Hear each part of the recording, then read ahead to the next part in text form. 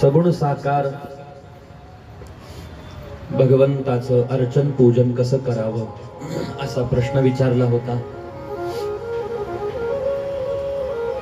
भगवंताची पूजा कशी करावी हे आपल्याला कळालं पाहिजे. देवाच्या संबंधात लहानातली लहान कृती सुद्धा कशी करायला पाहिजे हे आपण समजून घेतलं पाहिजे.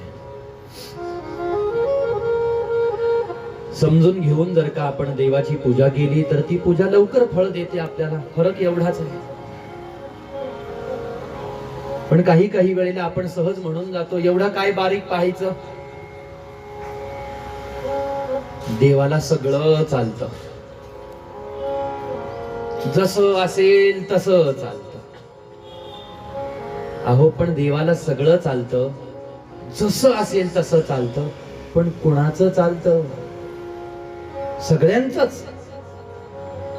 रागवू नका माझ्यावर, सगळ्यांचं नाही चालत देवाला. आणि लक्ष देऊ नाही, इकडं तिकडं नका लक्ष देऊ. व्यवस्था करणारे करत राहतात. आता ते बैठकीची व्यवस्था चालली, तुम्ही इकडं लक्ष द्या. अजून 5 मिनिटांनी तेही शांत होतील. नाही शांत झाली तर मी आहे ना, मी पाहतोय ना. बसा बसा बसा बसा. ही एक खुर्ची समोर आहे, ही घ्या, बसा.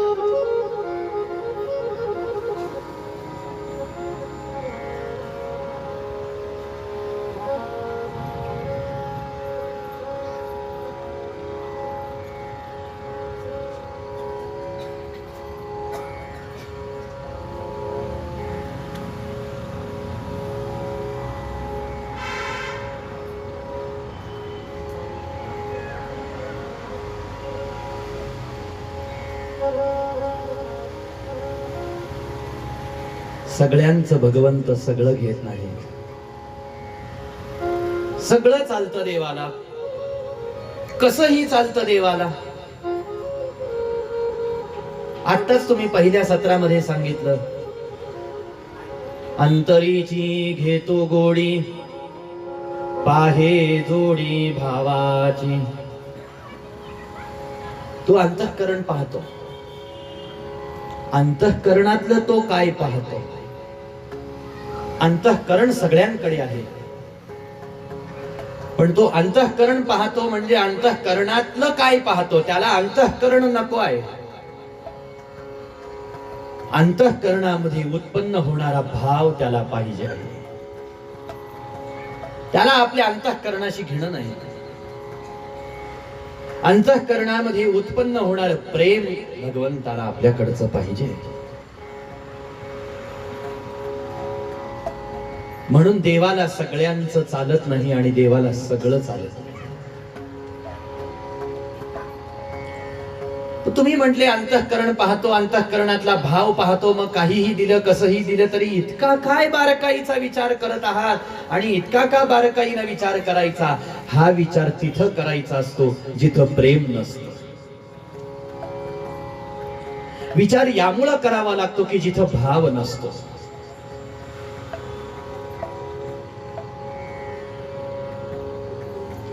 जिथं प्रेम आहे महाराज, तिथं सगळ्या गोष्टींचा सहज स्वीकार असतो. जिथं भक्ताच्या, भाविकाच्या, पूजकाच्या, अर्चकाच्या मनामध्ये भाव उत्पन्न झालेला आहे ना, भक्तीमध्ये, पूजेमध्ये, भजनामध्ये, सेवेमध्ये, नामामध्ये काय प्रधान आहे? भाव प्रधान आहे. महाराज तर इतकं म्हणतात की भाव म्हणजे देव आहे. भाव तोची देव, भाव तोची देव, ये अर्थी संदेह मानू नका. भावेषु विद्यते देवः, भावे वीण भक्ती. भावाशिवाय भक्ती घडू शकत नाही. प्रेमाशिवाय भक्ती पूर्ण होऊ शकत नाही. म्हणून माझं भगवंतानी मी दिलेलं सगळं घ्यावं आणि भगवंतानी मी दिलेल्या सगळ्या गोष्टींचा स्वीकार करावा असं आपल्याला वाटत असेल तर अगोदर आपल्याला स्वतःचं परीक्षण करावं लागेल, स्वतःचं निरीक्षण करावं लागणार आहे. काय परीक्षण करायचं स्वतःमध्ये आणि काय निरीक्षण करायचं स्वतःमध्ये? माझ्या अंतःकरणामध्ये भगवंताविषयी किती प्रेम आहे ना याचं परीक्षण आपण स्वतः करायचं. माझ्या अंतःकरणामध्ये भगवंताविषयीचा भाव किती आहे याचं आपण परीक्षण करायला पाहिजे, याचं निरीक्षण करायला पाहिजे. भक्तीची बाह्य कृती करणं सोपं आहे, पण भक्ती करणं सोपं नाही. भक्ती करणं सोपं नाही असं कुठं म्हटलं जातं? जिथं भक्तीच्या अंतरंगातल्या विषयांकडे आपण प्रवेश करतो त्यावेळेला भक्ती सोपी नाही असं म्हटलं जातं. आणि भक्ती सोपी आहे असं कधी म्हटलं जातं? ज्या वेळेला भक्तीच्या बाह्यांगाकडे आपण पाहतो त्यावेळेला भक्ती सोपी आहे असं म्हटलं जातं. मग या जगात भक्ती इतकं सोपं काहीच नाही. राम राम राम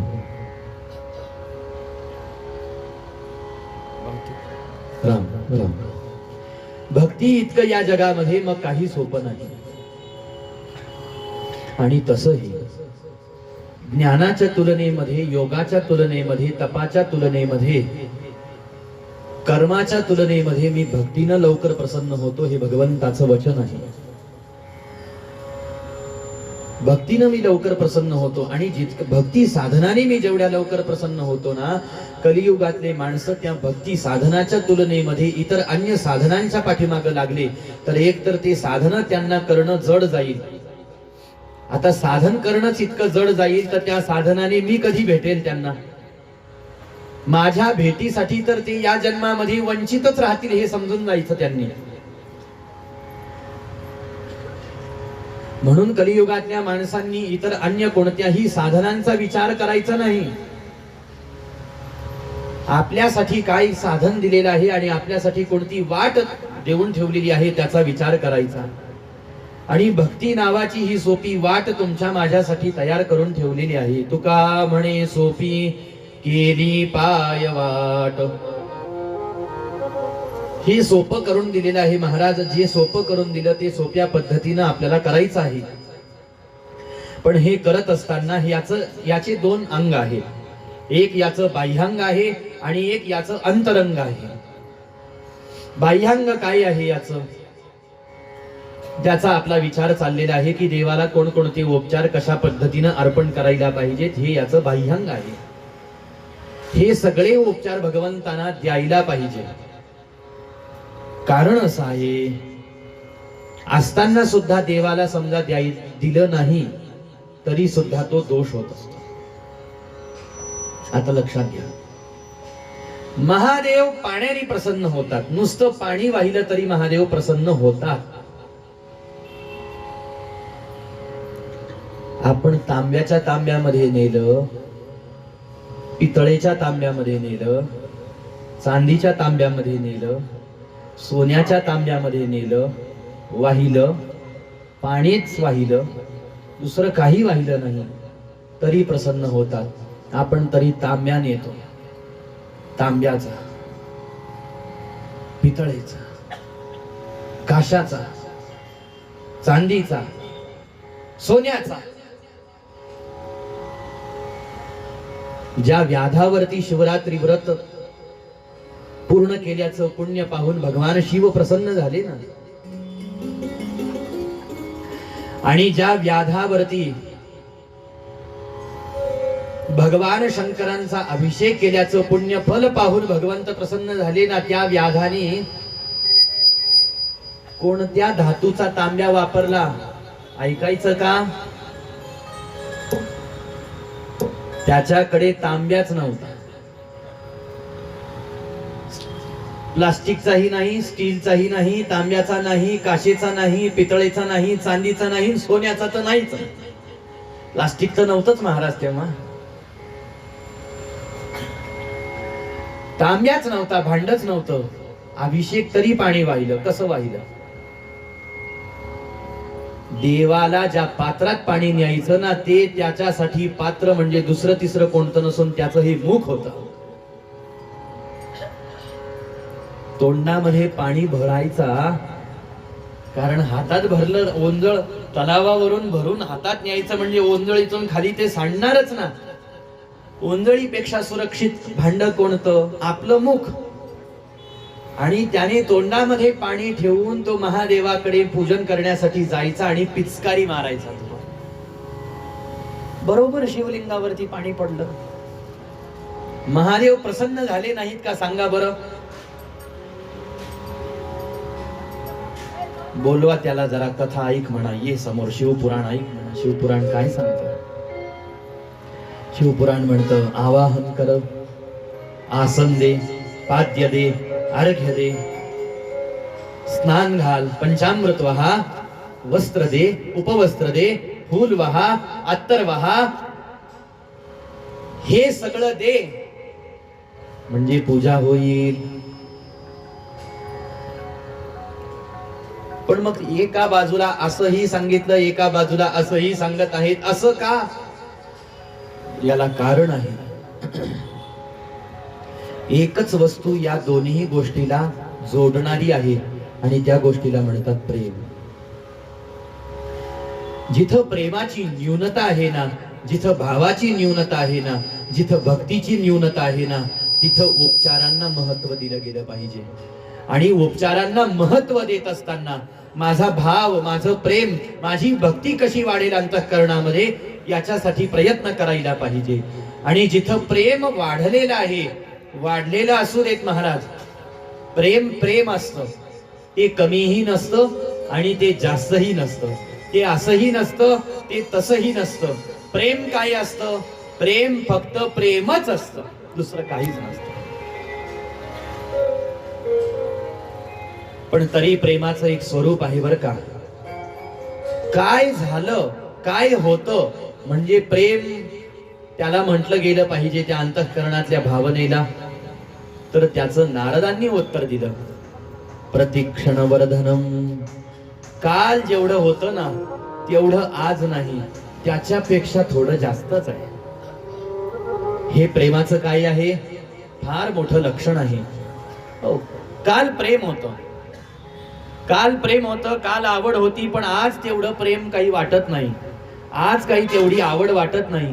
मग त्याला प्रेम म्हणूच नका ना. कालच्या पेक्षा जर आजचा सहवास आपल्याला थोडा नको वाटत असेल तर त्याला प्रेम का म्हणायचं?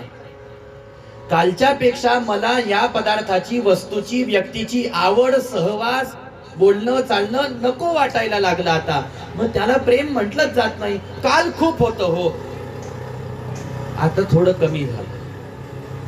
ते जर प्रेमच असतं तर ते कमी झालंच नसतं. नमः पार्वती पतये हर हर महादेव.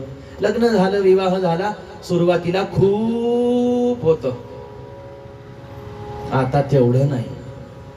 पण आहे, फार जीव लावतात हो मला, तेवढा जीव लावत नाही, तेवढं प्रेम करत नाही, थोडं कमी करतात आता. कारण मग का कमी झालं? का लग्नाला 5 वर्ष झाले, 10 वर्ष झाले, 15 वर्ष झाले, 20 वर्ष झाले, 25 झाले, 30 झाले, 35 झाले, 40 झाले, 45 झाले, 50 झाले. आता किती माणूस प्रेम करून किती दिवस प्रेम करेल बरं? असं म्हणतो. सुरुवातीला असतं, नंतर कमी कमी कमी कमीच होतं महाराज. आपण असं म्हणतो, सुरुवातीला होतं, आता कमी झालं. अहो, जे कमी झालं ते नव्हतंच, हे समजून जावं आपण, हे समजून जावं. पण इतकं समजण्या इतपत सुद्धा आपण का शहाणे नाही? याच्या उलट पहा, आता काल होतं, पण जेवढं होतं ना त्याच्यापेक्षा आता थोडं जास्तच जाणवत आहे. आज जेवढं आहे ना त्याच्यापेक्षा अजून उद्या थोडं अजून जास्तीचं जाणवेल. ज्याच्यामध्ये वृद्धी आहे, ज्याच्यामध्ये वाढ आहे, ते प्रेमाचं स्वरूप आहे. त्याला काळ बाधा आणू शकत नाही, त्याला स्थळ बाधा आणू शकत नाही, परिस्थिती प्रेमाला बाधा आणू शकत नाही. कोणत्या गोष्टीला आपण प्रेम हे नाव देतो आहे, याच्यावरती आपण विचार करायला पाहिजे. असं मोठी माणसं, विद्वान माणसं, ज्ञानी माणसं, शहाणी माणसं सांगत आहेत. महात्मे तुम्हाला मला सांगत आहेत की विचार करायला पाहिजे आपण. म्हणून याच्यामध्ये प्रेम म्हणजे जास्त नाही, कमी नाही, काल होतं आज नाही, असं काहीच नाही महाराज. प्रत्येक्षण वर्धनम, प्रत्येक क्षणाला वाढत आहे, वृद्धिंगत होत आहे. तसा देव, तसा मला देव रोज नित्य नवा आवडतो आहे. किती वेळेला मी देवाला पाहावं, पण रूप पाहिल्याने माझं काही समाधान होत नाही. उलट जेव्हा जेव्हा मी त्याला पाहतो, जेव्हा जेव्हा मी त्याला पाहते, तेव्हा असं वाटतं मी आज पहिल्यांदाच त्याला पाहते आहे. आणि असं वाटतं याला पुन्हा पुन्हा पाहावं. आणि पाहता पाहता तेच तेच सुख या मनाला होत राहत.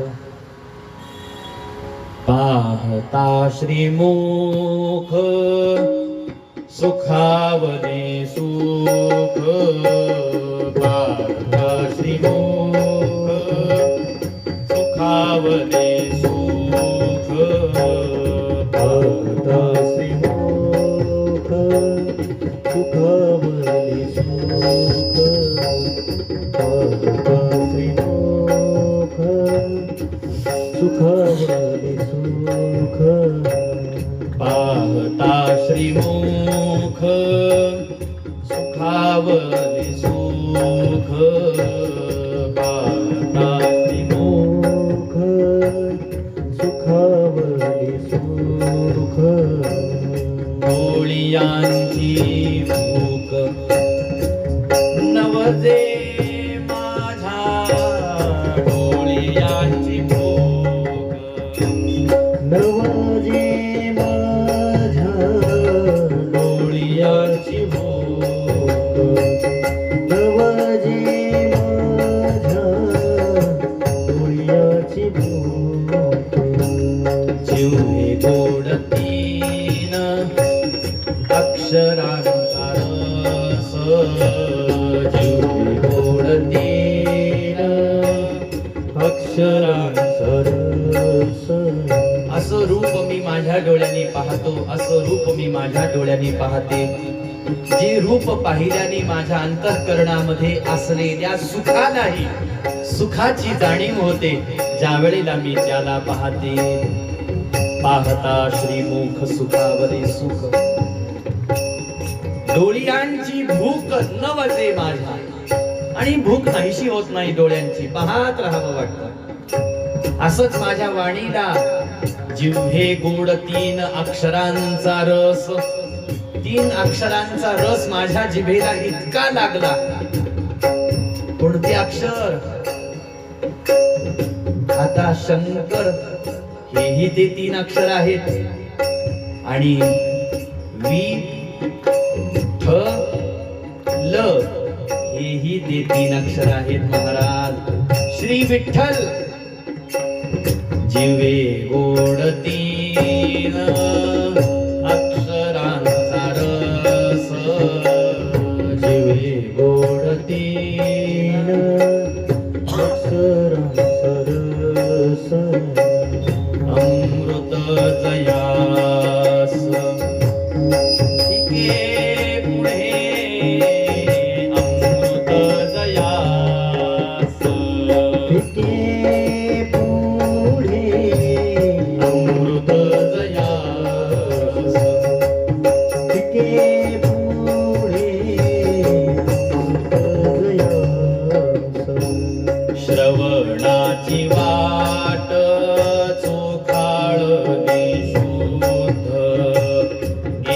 भेदा भेद मी मारुनी गेले भेदा भेद. महामळे मन होते जे गांधले, शुद्ध चोखाडले स्फटिक जैसे शुद्ध चोखळ. तुका म्हणे माझ्या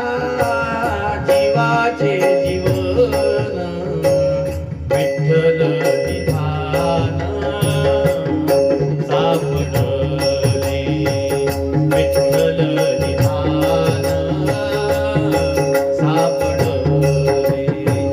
तुका म्हणे माझ्या जीवाचे जीवन, विठ्ठल निधान सापडले, विठ्ठल निधान सापडले, विठ्ठल निधान सापडले. पाहता श्रीमुख सुखावले सुख, डोळ्यांची भूक नवजे माझ्या. माझ्या डोळ्यांना अजून अजून भूक लागते, अजून अजून तहान लागते आहे. कधी त्याच्या जटाभाराकडे माझं लक्ष जातं, कधी जटेमध्ये बांधलेल्या रुद्राक्ष माळेकडे माझं लक्ष जातं, कधी त्याच्या ललाटाकडे माझं लक्ष जातं, ज्या भव्य ललाटावरती त्रिपुंड धारण केलेलं आहे. ललाटावरती असलेल्या त्या नेत्राकडे माझं लक्ष जातं, कधी त्याच्या भुवयांकडे माझं लक्ष जातं. आज कमळाची थीम आहे ना, कधी त्याच्या कमळाच्या पाकळीसारख्या डोळ्यांकडे माझं लक्ष जातं. ह्या कमळाकडे पाहायचं आहे आज आणि कल्पना करायची आहे, ह्या कमळाची पाकळी जशी आहे ना, ही तरी सुकली, आता बराच वेळ झाला सुकली, पण ती किती दिसायला सुंदर आहे, गोड आहे आणि किती नाजूक आहे. तसे माझ्या महादेवांचे डोळे आहे, तसे माझ्या महादेवांचे डोळे आहे. मग कधी त्याच्या डोळ्याकडे माझं लक्ष, कधी धारदार नासिकेकडे माझं लक्ष आणि कधी त्याच्या धनुष्याकार असलेल्या लालबुंद ओठांकडे माझं लक्ष, कधी सुंदर दंतपंक्तीकडे माझं लक्ष, त्याच्या हनुवटीकडे लक्ष आणि सार या देवतांचं चित्त लक्ष, ज्याने आपल्या कंठाकडे आकर्षून घेतलं महाराज, असा त्याच्या निळ्याशार कंठाकडे माझं लक्ष जातं. यच्चकार गले नीलम तच्च साधोर विभूषणम. भगवान शंकरांनी ज्यावेळेला विष प्राशन केलं ना, भागवतामध्ये भागवतकारांनी वर्णन केलं महाराज, साधू या जगामध्ये जी जी वस्तू स्वतः धारण करतात ना, ती वस्तू, जग त्या वस्तूला कितीही नाव ठेवत असलं आणि अग्रहणीय ती असली तरी सुद्धा साधून तिचा स्वीकार केल्याचा परिणाम ती वस्तू साधूचं भूषण ठरत असते. आणि याचं उत्कृष्ट प्रमाण म्हणजे विष आहे. आपण विषाला घेतलं तर काय परिणाम होतो, पण महादेवांनी ज्या वेळेला विष प्राशन केलं त्यावेळेला काय झालं, महादेवांचं काही नाही झालं महाराज, जे झालं ते विषाचं झालं. बरं विषाचं काय झालं, ते विषही आपल्या महादेवांच्या कंठाचं भूषण ठरलेलं आहे, म्हणून त्यांना नाव प्राप्त झालं नीलकंठ. नीलकंठ महादेव की जय. नीलकंठ हे नाव भगवंतांना प्राप्त झालं महाराज. मग माझं लक्ष त्याच्या गळ्याकडे येतं, ज्या गळ्यामध्ये त्याने भव्य रुद्राक्ष माला धारण केलेली आहे, वासुकी सर्प ज्याने आपल्या गळ्यामध्ये गुंडाळलेला आहे, भस्म आपल्या अंगाला ज्याने लावलेला आहे, त्याच्या हातांकडे माझं लक्ष जातं, ज्या हातांमध्ये रुद्राक्षाच्या माळा आहे, त्याच्या उदराकडे माझं लक्ष, त्याच्या कटी प्रदेशाकडे माझं लक्ष, त्याच्या मांड्यांकडे माझं लक्ष. असं करता करता करता करता भगवंताचं ध्यान प्रेमी भक्त करत असतो. असं ध्यान करायला पाहिजे आपण भगवंताचं. कशासाठी आपण चिंतन करत आहोत, हे सारं भक्तांचं हे सार करणं जे आहे ना, हे वाढतं वाढतं वाढतं गेलं आणि याच्याने भक्तांचं समाधान काही झालं नाही. उलट असं वाटायला लागलं की हे जे रूप मी पाहतो आणि ज्या रूपाचं मी ध्यान करतो ना, ते कधीही माझ्या डोळ्यासमोरून जाऊ नये. आता दृष्टी पुढे ऐसाची तू राहे, अशी प्रार्थना संतांनी केली भगवंताकडे. का राहू मी तुमच्या समोर? म्हणतात आमचा हट्ट आहे असं म्हणा. लेकरू जसं आईकडे हट्ट करतं तसा आमचा हट्ट आहे असं म्हणा. माना तुका म्हणे आम्ही मागावी लढीवाळी पुरवावी आळी माय बापा. म्हणून राहा आमच्या डोळ्यासमोर, कारण आम्हाला आता हे रूप आवडायला लागलं.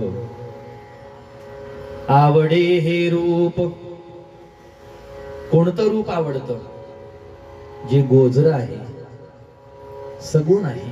गोजिरे सगुण पाहता लोचन सुखावले, असं रूप आमच्या डोळ्यासमोर. म्हणून भक्तांनी पूजकांनी अर्चकांनी देवाला काय लागतं याचा विचार करता कामा नये. आणि जेवढं मी देतो आहे, जे मी जेवढं देतो आहे तेवढं खूप झालं ना हो, काय एवढा विचार करायचा बारकाईचा त्याचा, असं करता कामा नये. का? कारण माझं प्रेम देवावर झालेलं नसेल. लक्षात घ्या, आपलं प्रेम देवावर झालेलं नसेल आणि तरी सुद्धा चालतं म्हटले देवाला ढकवून न्या, असं जर का आपण करायला लागलो तर आपलं ते करणं देवापर्यंत जात नसतं. अहो इतकीच हौस आली ना आपल्याला, कसंही असलं तरी द्या, कसंही असलं तरी करा, याची जर इतकीच हौस आलेली असेल ना आपल्याला, तर आपण प्रेम करायची धमक ठेवली पाहिजे आपल्यात. बस इतकंच करून सगळं करायचंच आहे आपल्याला, तर प्रेम करावं महाराज. प्रेमातून सगळं करावं. प्रेमाशिवाय का करत आहोत आपण? आणि प्रेमाशिवाय करत आहोत ना,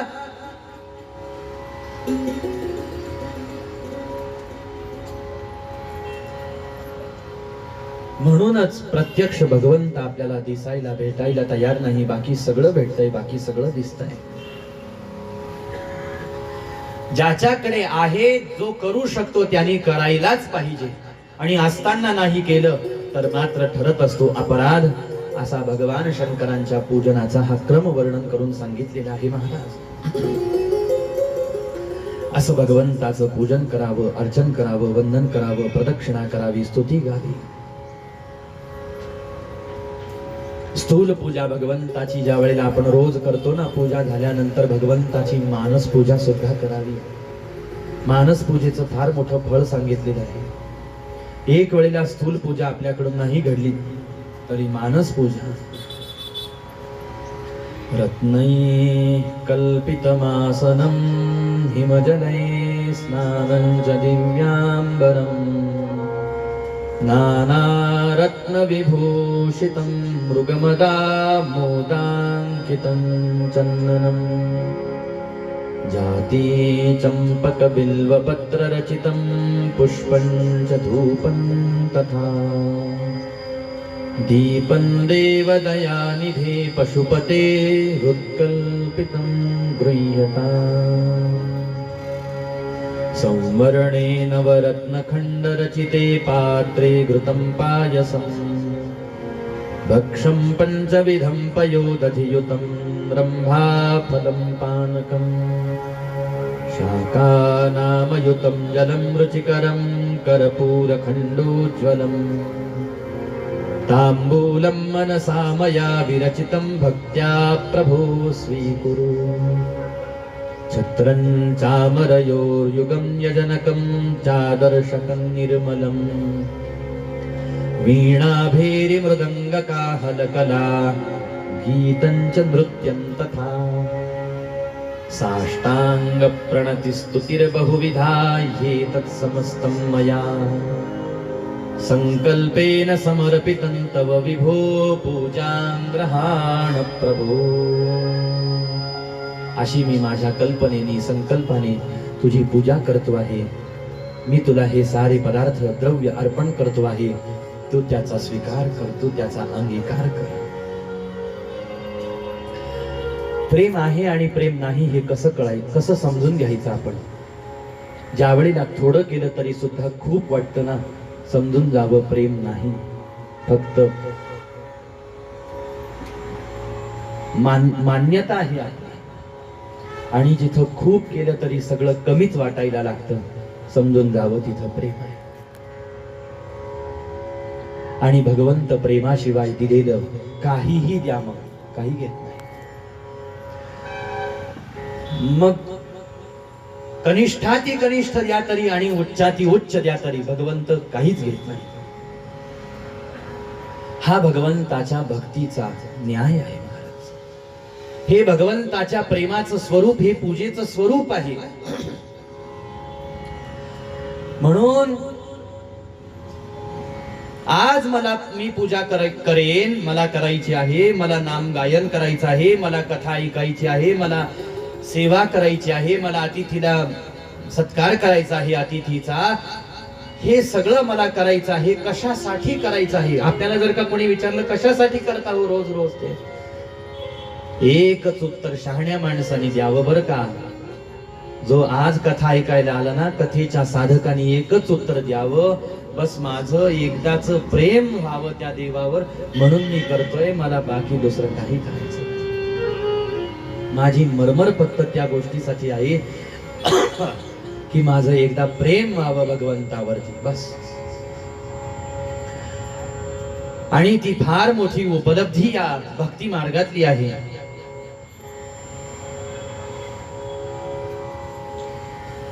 सुंदर अशा पद्धतीनं विधीपूर्वक भगवंताचं पूजन करायला तुम्हाला मला प्रेरणा शिव महापुराणाने केलेली आहे.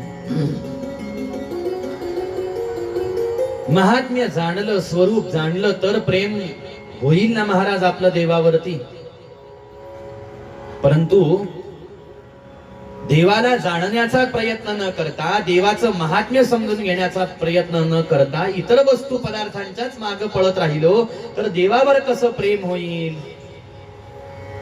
त्याच्यासाठी आपली दृष्टी स्थूल रूपाने देवाच्या रूपाकडे वळवणं गरजेचं आहे आणि सूक्ष्म रूपाने ज्ञानाद्वारे परमात्म चिंतन करणं, ज्ञानाद्वारे परमात्मा तत्व जाणून घेण्याचा प्रयत्न करणं हे आपल्याला आवश्यक आहे. त्याच्याशिवाय परमात्मा कळू शकत नाही. तो कळत नाही तोपर्यंत प्रेमच कसं होईल? ज्या दिवशी कळेल की भगवंत नावाची गोष्ट काय आहे, त्या दिवशी जगावर प्रेम करायची इच्छाच राहणार नाही. आणि ज्या दिवशी कळेल जग कसं आहे, त्या दिवशी सुद्धा जगावरचं प्रेम निघून जाईल. म्हणून कथेत दोनच गोष्टी सांगितल्या, एक जगत समजावून सांगितलं आणि एक परमात्मा समजावून सांगितला. कथेत याला सोडून दुसरं काही नाही समजावून सांगण्याचा प्रयत्न केला.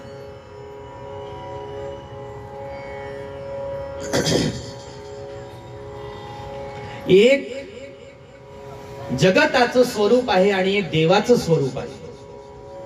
या दोघांपैकी आपल्याला ज्याचं स्वरूप लवकर लक्षात आलं ना, त्या पद्धतीने अंतःकरणावर परिणाम होतो. जगाचं स्वरूप का समजावून सांगितलं? जगाचं स्वरूप यामुळे सांगितलं की जगाविषयी असलेली आपली ममत्व बुद्धी नाहीशी व्हावी म्हणून जगाचं स्वरूप सांगितलं. आणि देवाचं स्वरूप का सांगितलं? देवावरती आपलं प्रेम व्हावं म्हणून देवाचं स्वरूप सांगितलं. मग कोणी म्हणेल आता विषयांसंबंधात असलेली, संसार प्रपंचाच्या संबंधात असलेली ममत्व बुद्धी का नाश व्हायला पाहिजे? आपली जगावर प्रेम का नका करू म्हणतात? वस्तूवरती, व्यक्तीवरती, विषयांवर प्रेम का करू नका म्हणतात? त्याचे कारण अनेक आहेत. एका वाक्यात पाहू आणि चलू. जगावर प्रेम, विषयांवर प्रेम, वस्तू, व्यक्ती, पदार्थांवर प्रेम करायचं नाही. याला पहिलं कारण आहे जग, विषय, वस्तू, व्यक्ती, पदार्थ हे नाशिवंत आहेत, हे अशाश्वत आहेत. हे एक कारण आहे. तरी त्यांच्या मोहामध्ये जर आपण पडलो तर आपल्याला दुःख प्राप्ती होते. म्हणून जगताच्या भानगडीत पडायचं नाही, हे दुसरं कारण आहे. आणि देवावर का प्रेम करायचं, देवावरती का आपला जीव जडला पाहिजे, याला एकच कारण आहे की देवच सत्य आहे. काल आपण पाहिलं परमात्मा सत्य स्वरूप आहे, परमात्मा सुखरूप आहे, परमात्मा आनंद रूप आहे. अहो तो कसा नाही, त्याचं गुणवर्णन करण्यासाठी तर महाराजांनी परवाच्या दिवशीला प्रमाण दिलं. चहुवेदी जाण साही शास्त्र कारण 18 पुराणे हरीसी गाती का गाती. 4 वेद सांगत आहेत परमात्मा कसा आहे.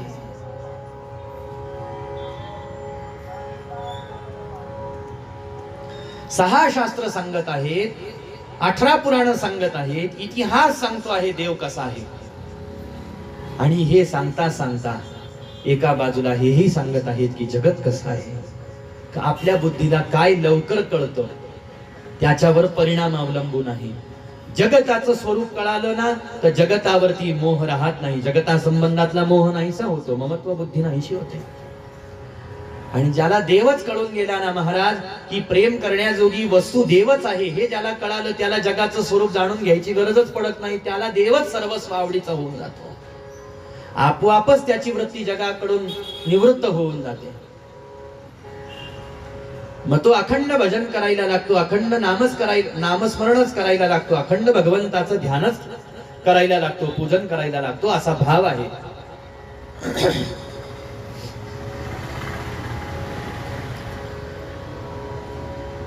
अशा अन्यान्य चिंतनाद्वारे आपण ही गोष्ट समजून घेतली पाहिजे.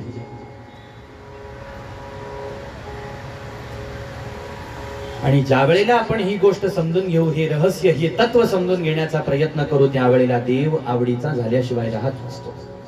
प्रेम झालं मग आता जे जसं उपलब्ध होईल ते आणि तसं देवाला जर का अर्पण केलं तर मग आता त्या प्रेमी भक्ताकडून भगवंत सगळं सहज घेतात.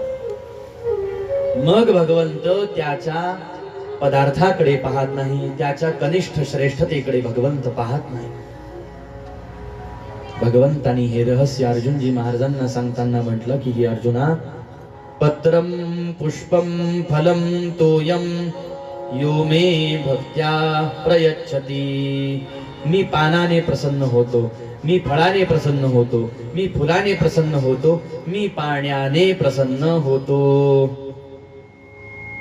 अशा कोणत्याही पदार्थाने मी प्रसन्न होतो म्हटले. कशी प्रसन्न होतात म्हटले, भक्ती असते ना त्याच्या पाठीमागं, ती भक्ती मी पाहतो, तो भाव पाहतो, ते प्रेम पाहतो. पै भक्ती मी एकी जाणे, तेथ साने थोरन म्हणे, आम्ही भावाचे पाहुणे भलते या. आणि हा ज्ञानी भक्ताचे 4 प्रकार सांगितले भगवंतानी. आर्तो, जिज्ञासू, अर्थार्थी, ज्ञानी च भरतर्षभ, असे भक्ताचे 4 प्रकार भगवंतानी सांगितले बरं का. यातला पहिला भक्त आहे आर्त भक्त. जीवनामध्ये काही संकट आलं ना, दुःख आलं ना, मगच देवाचा धावा करणारा, देवाकडे पळणारा, देवा दे, देवा हे कर, असं कर, तसं कर, असं म्हणणारा. आणि संकट नसेल, दुःख नसेल, अडचण नसेल, आपदा विपदा काहीच नसेल ना, मग तो काहीच करत नाही. मग तो जात नाही, ध्यान करत नाही, पूजन नाही, अर्चन नाही, वंदन, तो काहीच करत नाही. आर्त भक्त. दुसऱ्या प्रकारचा भक्त वर्णन केलेला आहे जिज्ञासू भक्त.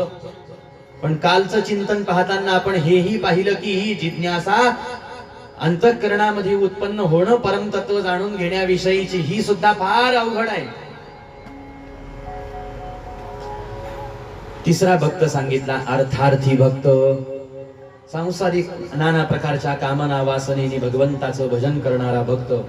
काहीतरी त्याला अपेक्षा आहे देवाकडून, ते जर का देवाने पुरवलं तरच मी देवाचं भजन करेन, या एका अटीपोटी देवाची सेवा करणारे अर्थार्थी.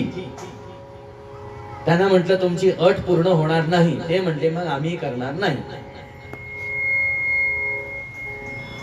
या अटीपोटी देवाची सेवा आणि भजन पूजन कीर्तन करणारे अर्थार्थी. आणि ज्ञानीच भरतर्षभ, चौथा भक्त सांगितला ज्ञानी भक्त. आता या ठिकाणावरती ज्ञानी अर्थात प्रेमी असा घ्यायचा आहे. ज्ञानी अर्थात ज्याने तत्व जाणलंय महाराज, जगताचं स्वरूप, परमात्मा स्वरूप ज्याने जाणलंय, आणि ज्याने जाणलंय महाराज त्याला आता तू प्रेम कर देवावर असं सांगायची गरज पडत नाही. तो स्वभावतःच प्रेमी असतो. मुळात खरा प्रेमीच खरा ज्ञानी असतो आणि खरा ज्ञानीच खरा प्रेमी असतो. आणि हे सूत्र उद्धवजी महाराजांना कळालं ज्या वेळेला उद्धवजी महाराजांना देवानी गोकुळामध्ये गोपिकांच्या दर्शनासाठी पाठवलं. जा म्हटले, एकदा गोकुळामध्ये जाऊन ये आणि माझ्या गोपिकांना पाहून ये, माझा निरोप त्यांना सांग आणि त्यांचा निरोप माझ्याकडे घेऊन ये. आणि मग गोपिकांची उच्च प्रेमालक्षणाची स्थिती पाहिली उद्धवजी महाराजांनी आणि उद्धवजी महाराजांचा ज्ञानाचा अहंकार निघून गेला. महाराज, मी विनाकारण ज्ञानाचा अहंकार धारण करून ठेवलेला होता. आजपर्यंतच्या ज्ञानाच्या धारणेने मला जे काही सुख प्राप्त होऊ शकलं नाही ते सुख या गोळ्या गवळणी गोपिका भोगत आहेत. माझ्यापेक्षा तर गोपिकांची अवस्था मोठी आहे असा भाव आहे. म्हणून भगवंतानी हे 4 भक्त सांगितले पहा. आणि या 4 भक्तांमध्ये मग पुढचा प्रश्न देवाला विचारला, या चौघांमध्ये तुम्हाला सगळ्यात कोण आवडतो हो? आता पहा, भक्त म्हटला की तोच ज्याच्या अंतःकरणात ज्ञान आहे, भक्ती आहे आणि प्रेम आहे. ज्याच्या अंतःकरणात ज्ञान भक्ती प्रेम नाही महाराज, तो भक्त नाही. पण तरी सुद्धा देवानी आर्ताला सुद्धा भक्तच म्हटलं, जिज्ञासूला सुद्धा भक्तच म्हटलं आणि अर्थार्थीला सुद्धा भक्तच म्हटलं. कारण तिथं येन केन प्रकारे बाह्यांगाने का होईना त्याचा संबंध भगवंताच्या पूजेशी येतो, नामाशी येतो, सेवेशी येतोच. पण ज्ञानाचा भगवंताशी संबंध, प्रेमी भक्ताचा भगवंताशी संबंध हा सत्यार्थाने येत असतो. देवाला प्रश्न विचारला, या चौघांमध्ये तुमचा आवडता कोण आहे? त्यावेळेला भगवंताने सांगितलं, सगळ्यात जास्त मला आवडणारा भक्त म्हणजे ज्ञानी भक्त आहे, अर्थात प्रेमी भक्त मला सगळ्यात जास्त आवडतो. अहो, आवडतो काय? आवडायला ती दुसरी वस्तू मला जाणवली पाहिजे. ही दुसरी वस्तू आहे समोर, ही दुसरी वस्तू आहे म्हटल्यावर हिच्याबद्दल आवड आहे का नावड आहे हे सांगता येतं. पण मला आवडणारा असा ज्ञानी किंवा असा प्रेमी हा माझ्यासाठी माझ्यापेक्षा दुसरा म्हणून नसतोच. हा ज्ञानी, हा प्रेमी साक्षात माझा आत्माच असतो असं भगवंत म्हणतात. ज्ञानी त्वात्मैव मे मतम. देवाचा भक्त देवाचा आत्मा आहे, लक्षात घ्या. देवाचा आत्मा आहे. आता हे वाक्य आलं म्हणून अजून एक स्पष्टीकरण करू. आत्मा आपल्या शरीरात आहे ना, म्हणून आपण जिवंत आहोत ना.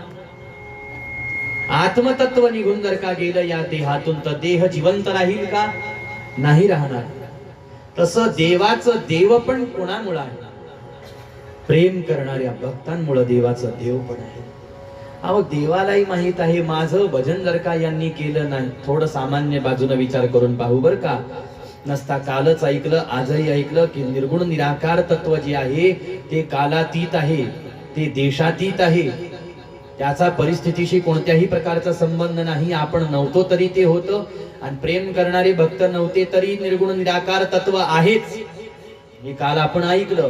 पण तरी सुद्धा एक गोष्ट भक्तीचं महात्म्य म्हणून, प्रेमाचं महात्म्य म्हणून समजून घेण्याचा प्रयत्न करू. देवाची कीर्ती जगामध्ये देवाची कीर्ती कुणामुळे आहे? प्रेम करणाऱ्या भक्तामुळे देव आहे असं म्हणू आपण सरळ शब्दात. प्रेम करणारे भक्त जर का झाले नसते ना तर या जगामध्ये देवाची भक्ती करायला पाहिजे हे आपल्याला कळालंच नसतं. देव नावाची गोष्ट, त्याची पूजा करायला पाहिजे, त्याचं भजन करायला पाहिजे, त्याची सेवा करायला पाहिजे हे आपल्याला कळालंच नसतं महाराज. प्रेमी भक्तांमुळे देवाची कीर्ती आहे. प्रेमी भक्तामुळं माझा काहीतरी थोडाफार जनमानसांमध्ये काहीतरी विस्तार झालेला आहे आणि ही गोष्ट अतिशय सत्य आहे महाराज. प्रेमी भक्तांमुळे देवाला एक नवीन ओळख प्राप्त झालेली आहे. असं प्रेम म्हणून भगवंत म्हणतात ज्ञानी त्वात्मैव मे मतम. भक्त माझा आत्मा आहे. म्हणून प्रयत्नच करायचा असेल आपल्याला तर ज्ञानी होण्याचा प्रयत्न करायचा आहे, प्रेमी होण्याचा प्रयत्न करायचा आहे. आणि अशा प्रेमातून अशा भावातून, अशा भक्तीतून भजन करायचं, पूजन करायचं, नाम गायन करायचं, सेवा करायची प्रेमारहित. नाथ महाराज म्हणतात, प्रेमावीण भजन नाका वीण मोती, अर्थावीण पोथी वाचुनी काय, अर्थावीण पोथी वाचुनी काय, अर्थावीण पोथी वाचुनी काय, प्रेमावीण भजन नाका वीण मोती, अर्थावीण पोथी वाचुनी काय, अर्थावीण पोथी वाचुनी काय, अर्थावीण पोथी वाचुनी काय. प्रेमावीण भजन नाका वीण मोती, प्रेमावीण भजन नाका वीण मोती, प्रेमावीण भजन नाका वीण मोती, प्रेमावीण भजन नाका वीण मोती, प्रेमावीण भजन नाका वीण मोती, अर्थावीण पोथी वाचुनी काय, अर्थावीण पोथी वाचुनी काय, अर्थावीण पोथी वाचुनी काय.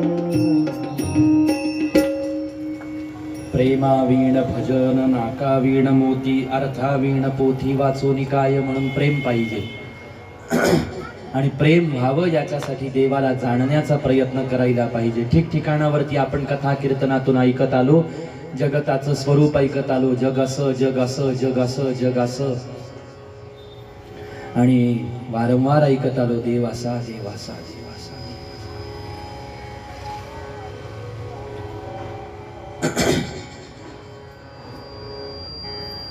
आनंद अद्वय नित्य निरामय, जे का निज ध्येय योगियांचे, ते हे समचरण साजिरे विटेवरी, पहा भीमातीरी विठ्ठल रूप.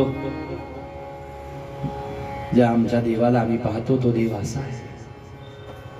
असं कोण आहे या जगात? कोण आहे असं या जगात? कोणीच नाही. हा सगळा विचार आपण करायचा असतो बरं का. असं भगवंताचं पूजन करावं. यानंतर सूतजी महाराज पार्थिव शिवलिंग पूजनाचं महात्म्य वर्णन करून सांगतात. कोणकोणत्या फुलांनी भगवान शंकरांची आराधना केली तर काय लाभ प्राप्त होतो त्याचं वर्णन करून सांगतात. यानंतर पूजेमध्ये जप किती महत्वाचा आहे त्या जपाचंही महत्व वर्णन करून सांगतात. जपाचे प्रकार वर्णन करून सांगत आहेत. नित्य नियमपूर्वक भगवान शंकरांचं पूजन करणाऱ्या भक्तांनी नित्य नियमपूर्वक पूजा झाल्यानंतर जप अवश्य केला पाहिजे.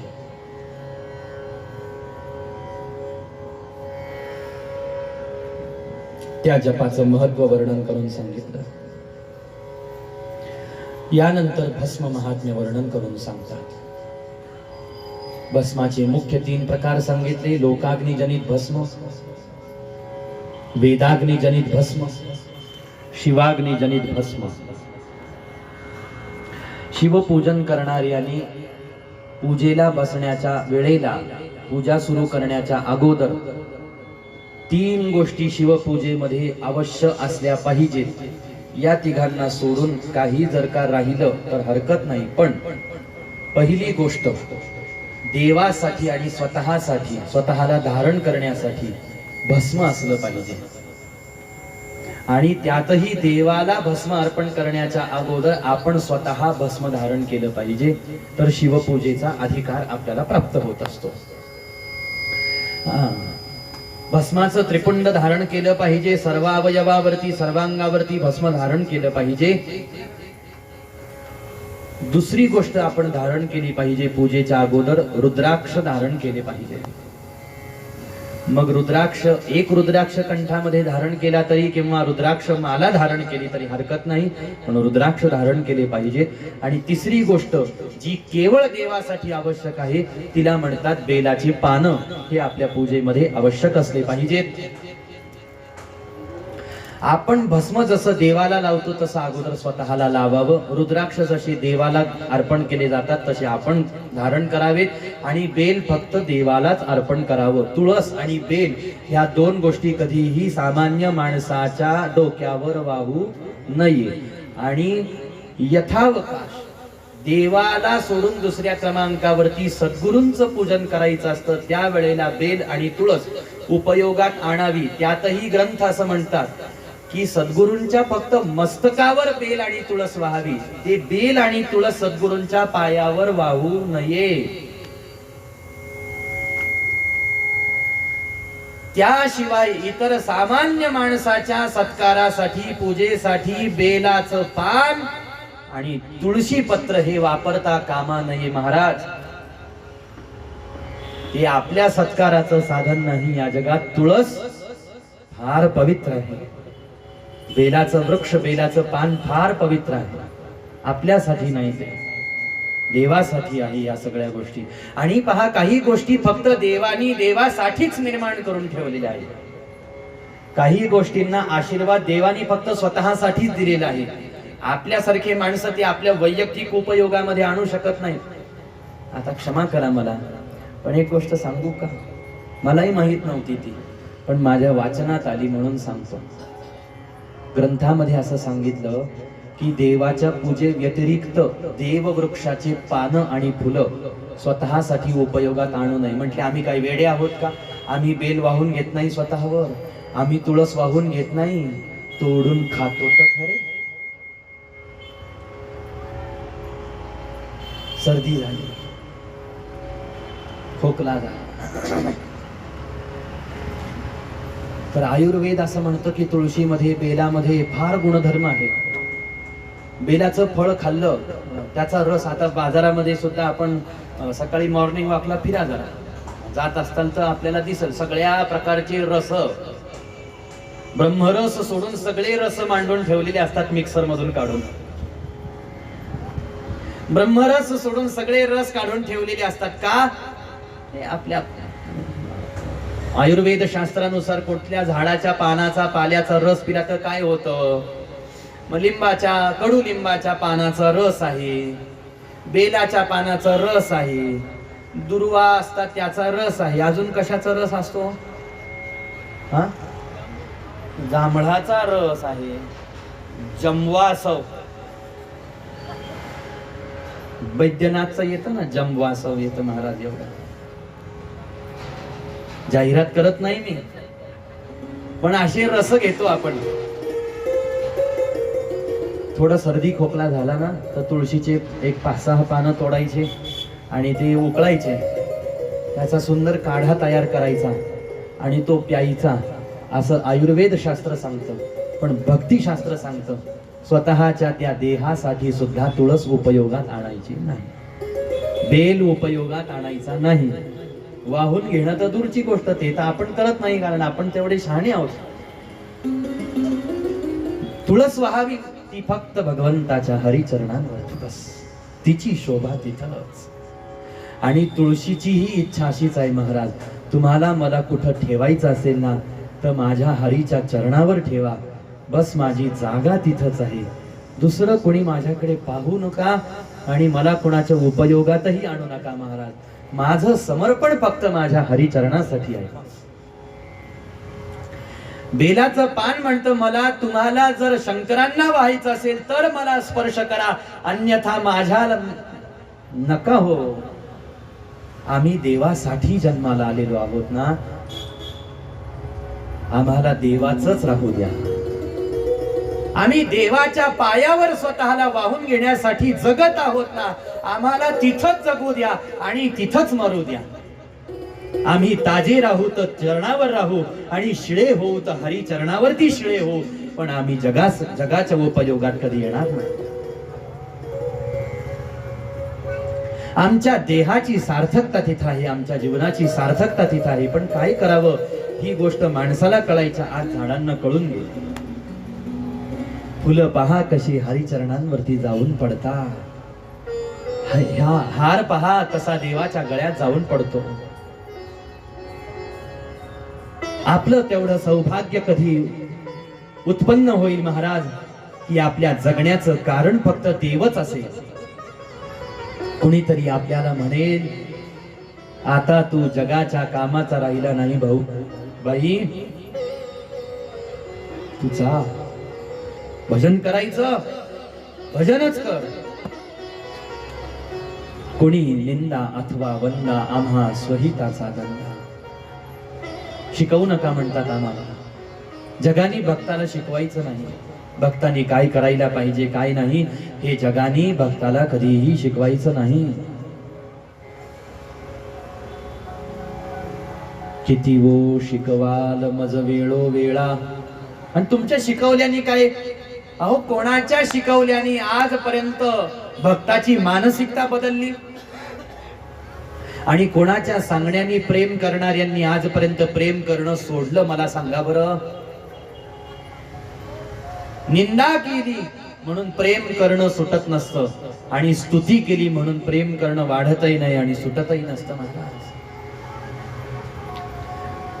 किती किती कलंक, किती किती आक्षेप, किती किती गोष्टी घटना मीराबाईच्या जीवनामध्ये घडल्या. आता पहा या देहावरती फक्त सत्ता माझ्या प्रभूची आहे.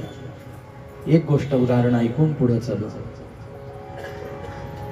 मीराबाईचा विवाह झाला. मीराबाईंना विवाह करायची इच्छा नव्हती, किंचितही इच्छा नव्हती विवाह करायची. पण मीराबाईचा विवाह एका सर्व संपन्न समर्थ राजकुमारासोबत झाला. आता विवाह झाला म्हटल्यावरती धर्मपत्नीचे सगळे कर्तव्य कर्म पार पाडणं आलंच. आणि अंतर्गृहामध्ये एकांतवासामध्ये पती पत्नी बसलेली आहेत. आता ही माझी धर्मपत्नी आहे, हिच्या देहाला स्पर्श करण्याचा पतीला अधिकार आहे. पतीच्या देहाला स्पर्श करण्याचा धर्मपत्नीला अधिकार आहे. हा अधिकार पत्नीला सोडून आणि पतीला सोडून या जगात इतर कुणाला नाही. स्वाभाविक धर्मानुसार स्वाभाविक प्रवृत्तीनुसार पतिराज मीराबाईच्या जवळ आले आणि मीराबाई थोड्याशा पाठीमागे सरकल्या आणि मीराबाईनं हात जोडून पतिराजांना एक विनंती केली. जरी लौकिक अर्थाने माझा विवाह तुमच्या सोबत झालेला असेल तरी सुद्धा एक गोष्ट मी तुम्हाला स्पष्टपणे सांगते, या देहावरती सत्ता फक्त माझ्या श्रीहरीची आहे, श्रीकृष्णांची आहे. तुम्ही माझ्या देहाला स्पर्श करू शकत नाही. हा देह फक्त भगवान गोपाल कृष्णांचा आहे. मी स्वतःला त्यांची धर्मपत्नी मानलेला आहे आणि श्रीकृष्णालाच मी माझा पती मानलेला आहे. आणि धर्मशास्त्र जर सांगत असेल पतीशिवाय इतर पुरुषाला स्त्रीच्या देहाला स्पर्श करण्याचा अधिकार नाही, तर तो अधिकार फक्त माझ्या हरीलाच आहे, तुम्हाला नाही. आणि भाग्यवान होत्या मीराबाई की मीराबाईचे पती सुद्धा एवढे विवेकी होते महाराज की जीवनभरामध्ये राजे साहेबांनी राजकुमाराने मीराबाईच्या शरीराला वासनायुक्त अंतःकरणाने कधी स्पर्शच केला नाही, कधी स्पर्श केला नाही. भजन चालू राहिलं. चरित्र भाग असा सांगतो की भजन चालू राहिलं. भजन एवढं वाढलं, लोकनिंदा झाली. प्रारब्धही असं होतं महाराज की पतिराज फार काळ जिवंत राहिले सुद्धा नाहीत. आता पतिराज जिवंत राहिले नाहीत, मग आई साहेब एकट्या पडल्या. मग जे इतर राजघराण्यातले होते ना त्यांनी तिरस्कार केला. इतका विरोध सहन केला, इतके वाईट वक्ते शब्द सहन केले महाराज की कुलघातिनी आहे, कुलकलंकिनी आहे, आमच्या कुळाला कलंक म्हणून आमच्या घरात पाय ठेवलेला आहे, इथपर्यंत मीराबाईनं ऐकलं. अजून काय काय ऐकलं असेल महाराज, आपण फक्त वाक्यांवरून कल्पना लावून घेऊ. आणि हे सगळं ऐकलं. शेवटी सगळ्यांनी असं सांगितलं की आता तू इतकंच प्रेम आहे अंतःकरणात, आता तू आमच्या कामाची नाही, आता जा भजनच कर. चरित्र असं सांगतं, जीवनभर मीराबाई एका जागेवरती कुठं थांबूच शकल्या नाही. सहाराच नाही महाराज, जगाने कुठं आश्रय दिला नाही. पण एक आश्रय होता जो त्यांच्या मनाने स्वीकारलेला होता, माझ्या भगवंताचा मला आश्रय. आणि त्या आश्रयापोटी मीराबाई जीवनभर यात्रा करत राहिल्या, यात्रा करत राहिल्या, यात्रा करत राहिल्या. यात्रा करता करता करता करता मीराबाई द्वारकेला आल्या. द्वारकेला आल्या. वृंदावन दर्शन झालं होतं मीराबाईचं अगोदर. सुंदर वृंदावनामध्ये राहिल्या, भजन केलं, राहिल्या निधिवनामध्ये राहून भजनाचं सुख भोगलं. वृंदावन यात्रा पूर्ण करून मीराबाई द्वारकेला आल्या आणि द्वारकाधीश परमात्म्याला पाहिलं आणि एकच प्रार्थना मीराबाईनं केली, आता पुन्हा या जगाच्या पदरात मला लोटू नको, देहासहित मला तुझ्यात सामावून घे. बस. खूप सहन केलं मी, खूप मारा सहन केला या जगाकडून, पण तुला नाही सोडलं. तुझ्यासाठी जीवनभर वन वन वन वन रानो रान फिरत राहिले. स्त्रीचा देह आहे माझा. पुरुषाला सुद्धा जे शक्य झालं नसतं ना, ते या मीरेच्या स्त्री देहाने शक्य करून दाखवलं. पण आता मी थकून गेले हरी, मला तुझ्यामध्ये तू सामावून घे. आणि गाभाऱ्यामध्ये सगळ्या भक्तांनी आई साहेबांना जाताना पाहिलं, परंतु आई साहेबांना गाभाऱ्यातून बाहेर पडताना कुणी पाहिलं नाही. भक्तांच्या लक्षात आलं की साक्षात द्वारकाधीश भगवान गोपाल कृष्णांनी आपल्या हृदयामध्ये मीराबाईला आई साहेबांना जागा प्रदान केली. मीराबाईचा शोध घेणाऱ्या आलेल्या भक्ताला फक्त मीराबाईच्या साडीचा पदर भगवंताच्या छातीजवळ बाहेर दिसला महाराज. आणि तसंच असाच प्रसंग कान्होपात्रीच्या जीवनामधला आहे. ज्यावेळेला बिदरच्या राजाचं लक्ष कान्होपात्रीवरती गेलं ना, दिसायला फार सुंदर होती महाराज कान्होपात्रा, अतिशय लावण्यवती होती आणि नृत्यांगनेची कन्या होती. आणि हिनं माझ्या दरबारामध्ये उपस्थित व्हावं अशी बिदरच्या बादशाची इच्छा झाली. आणि माझ्या देहाकडे बादशाची नजर गेलेली आहे आणि कोणत्याही किमतीमध्ये बादशाह माझा देह त्याच्या ताब्यात घेतल्याशिवाय राहणार नाही हे कान्होपात्रीला कळालं. आणि कान्होपात्रा सुद्धा धावत पळत पंढरपूरच्या पांडुरंग रायाच्या मंदिरामध्ये आलेले आहेत आणि प्रार्थना केली की मला तुझ्यामध्ये तू साठवून घे परमात्म्या पांडुरंगा. हे हरी, या जगाची नजर माझ्यावर पडते आहे, मला या जगाच्या नजरेमध्ये यायचं नाही, मला तुझ्यामध्ये सामावून घे. आणि भगवंताने पंढरपुरामध्ये जसं द्वारकेमध्ये मीराबाईला हृदयात स्थान दिलं, तसं कान्होपात्रीला आपल्या हृदयामध्ये स्थान दिलं. पुन्हा कान्होपात्रा कोणाला दिसली नाही. असे प्रेमी भक्त जीवनभर संकट, जीवनभर विरोध सहन करतात महाराज. त्यांना परवा नाही कोणी निंदा अथवा वंदा, आम्हा स्वहिताचा धंदा. भजन करू नका म्हटल्याने कोणाचं भजन कमी झालं नाही किंवा प्रेमी भक्ताचं सुटलं नाही. अशा पद्धतीनं आपण प्रेमयुक्त अंतःकरणाने भजन, अशा पद्धतीनं कुठून बाजूला गेलो होतो. तर हे भस्म धारण करावं महाराज, भस्माचं त्रिपुंड धारण करावं, पूजनासाठी तत्पर व्हावं. बेल सोबत घ्यावेत पूजेला, कारण ते बेल फक्त देवासाठीच आहे. आणि या 3 गोष्टी घेऊन महादेवांच्या पूजेला बसावं, भस्म धारण करावं. आता याच्यात अजून एक नियम पहा. भस्म धारणाचा विधी सविस्तर इथं शिवपुराणात सांगितला. अगदी मंत्र सुद्धा सांगितले, कोणता मंत्र गाऊन कोणत्या अवयवावर भस्म लावावं. मस्तकाला भस्म लावायचं असेल तर कोणता मंत्र गावा. आता काही मंत्र हे वैदिक असल्यामुळे ते आपल्या साऱ्यांना गाता येतील असं काही म्हणता येत नाही. त्यापेक्षा भगवंताच्या नामाचा उच्चार भस्म धारण करताना आपण करावा. पण भस्म पूजेसाठी भस्म जर का वापरायचं असेल तर कोरडं भस्म कधीही भगवान शंकरांच्या पूजेमध्ये पूजकाने धारण करू नये असं सांगितलं. आपल्याला सवय झाली, भस्माची वडी असते ती आपण बोटावरती घेतो आणि ते कोरडं भस्म लावतो. हे दोनही प्रकारचे भस्म उपयोगात आणले जातात. कोरडंही भस्म उपयोगात आणलं जातं आणि ओलं भस्मही. पण पूजेमध्ये कोरडं भस्म चालत नाही, ओलंच पाहिजे. तर कोरडं भस्म कुठं चालतं त्याचं एक वेगळं विधान वर्णन करून सांगितलेलं आहे. शिवमंत्राचं गायन करत असताना भस्म सजल करावं, त्याच्यामध्ये थोडस पाणी टाकावं.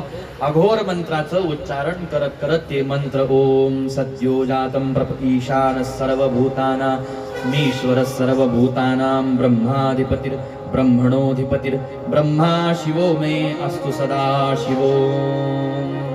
शिरसी मस्तकाला भस्म धारण करावं. ओम तत्पुरुषाय विद्महे महादेवाय धीमहि तन्नो रुद्रः प्रचोदयात्.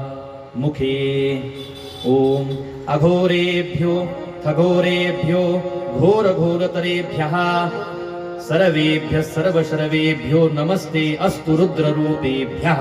हृदयाला भस्म लाव.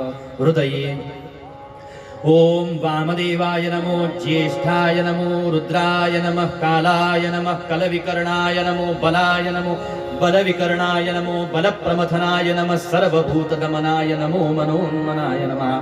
गुई ओम सद्योजातं प्रपद्यामि सद्योजाताय वै नमो नमः. भवे भवे नाति भवे भवस्मान् भवोद्भवाय नमः. पायाला भस्म लावा. देवाचे 100 अवतार सांगितले महादेवांचे. त्यातले 5 अवतार मुख्य आहेत. त्या 5 अवतारांमध्ये जे मुख्य 5 अवतार आहेत त्या 5 अवतारांचे हे 5 मंत्र आहेत. ईशान हा भगवंताचा अवतार आहे. तत्पुरुष हा भगवंताचा अवतार आहे. वामदेव हा भगवंताचा अवतार आहे. अघोर हा भगवंताचा अवतार आहे आणि सद्योजात हा भगवंताचा अवतार आहे. असे महादेवांचे मुख्य 5 अवतार. ही अवतारांच्या विषयामध्ये उद्या आपण परवा ऐकू ही सारी गोष्ट. भस्म धारण करावं आणि अशा पद्धतीने भस्म का धारण करावं तर भस्म धारण केल्याने शरीर शुद्धी होत असते म्हणून भस्म धारण करावं. भस्म का धारण करावं कारण भस्म हे महादेवांना प्रिय आहे म्हणून भस्म धारण करावं. महादेवही भस्म लावतात पण कोणतं भस्म महादेवांनी लावलं, भस्माचं स्वरूप काय आहे. या ब्रह्मांडामध्ये या सृष्टीमध्ये जी आसार आहे ना ते आसार सगळं जाळून खाली जे सार शिल्लक राहिलं ते सार म्हणजेच भस्म आहे. आणि ते सार महादेव स्वीकारतात म्हणजे भस्म धारण करतात असा त्याचा अर्थ आहे. आपण अन्न खातो ना, सगळे पदार्थ सोबत खातो ना, कालवले जरी सोबत नाही बाहेर तरी आत सगळी कालवा कालव होते ना. बाहेर पुष्कळ आपण वेगवेगळे पदार्थ वेगवेगळे ठेवून खातो. आतमध्ये गेल्यानंतर सगळे पदार्थ एक होतात. आतमध्ये एक अग्नी असतो त्याला म्हणतात जठराग्नी.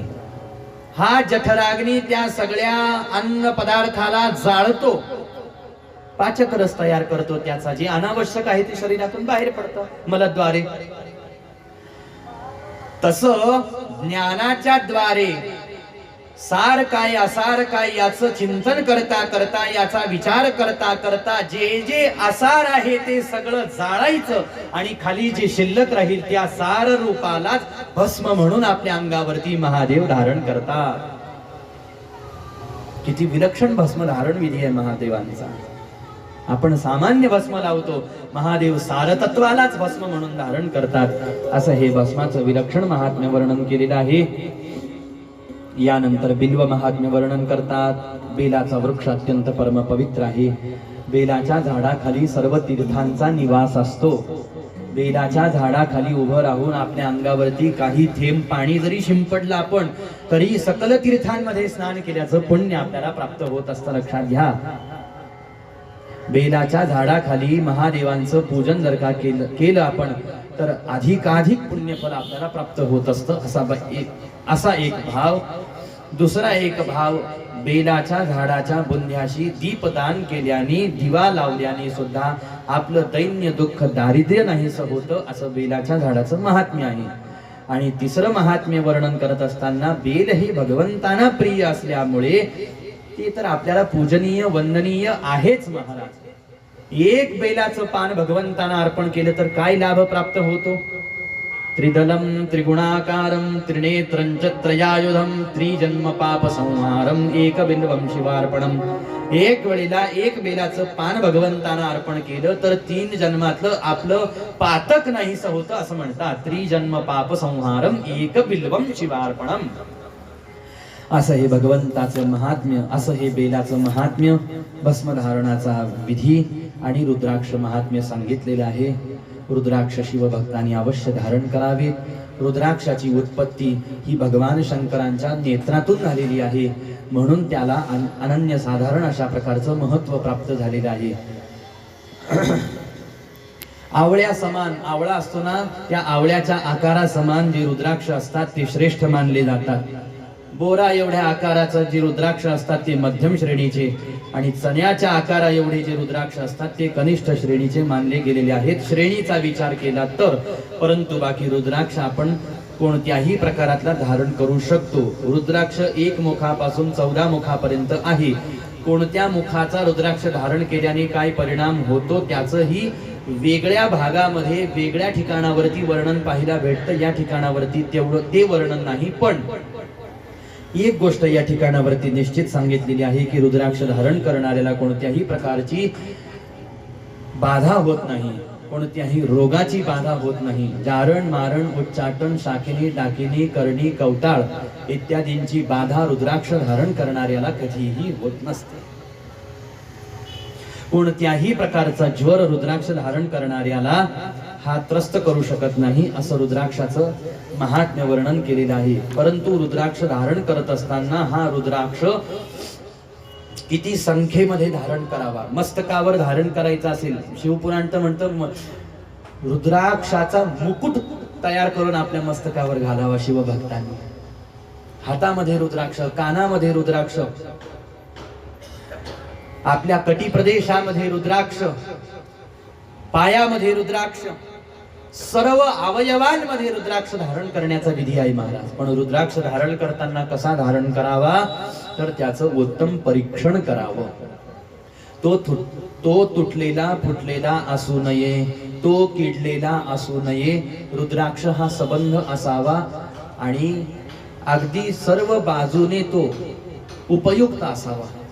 त्याला नैसर्गिकरित्या छिद्र असावं, कुठल्याही मशीनद्वारे यंत्राद्वारे त्याला छिद्र केलेलं नसावं. असा जो स्वयंसिद्ध स्वयंभू रुद्राक्ष आहे तो जर आपण धारण केला तरच हे सगळी फलप्राप्ती आपल्याला होते. नसता बाजारात सगळ्या गोष्टी आता डुप्लिकेट भेटतात आणि आपल्याला कळत नाही खरं काय खोटं काय. बरं, खऱ्याच्या तुलनेत खोटच जास्त असल्यामुळे खोटच आपल्या हाताला सहजासहजी लागतं, पण त्याची माहिती करून घ्यायची, त्याचा ओळख करून घ्यायची. आणि अशा पद्धतीनं रुद्राक्ष महात्म्य हे वर्णन करून सांगितलेलं आहे. आणि या पुढचा प्रश्न शौनकांनी सूतजी महाराजांना विचारला. महाराज, या सृष्टीच्या अगोदर भगवान शिव कोणत्या रूपामध्ये निवास करत होते? कशा पद्धतीनं भगवंत सगुण साकार झाले? सृष्टीची रचना भगवंतांनी कशी केली? आणि भगवंत कशा पद्धतीनं कैलास लोकावर राहायला गेले? कैलास लोकावरती राहत असताना सती आई साहेबांचा अवतार कसा झाला? सती आई साहेबांचं चरित्र मला सांगा. सती आई साहेबांचा देवाशी विवाह झाला, तो विवाह मोडला असंही आम्ही ऐकलं. ही सगळी घटना का झाली, कशी झाली, सविस्तर कथा भाग आम्हाला वर्णन करून सांगा. सूतजी महाराजांना आनंद झाला. शिवचरित्राविषयीची ही जिज्ञासा पाहून हा सारा कथा भाग सूतजी महाराज कसा वर्णन करून सांगतात आपणही श्रवण करू. उद्याच्या कथा भागामध्ये या ठिकाणावरती सद्गुरूंची भगवंताची आज्ञा मानून देऊ. आजच्या सेवेला आपण या ठिकाणावरती पूर्णविराम.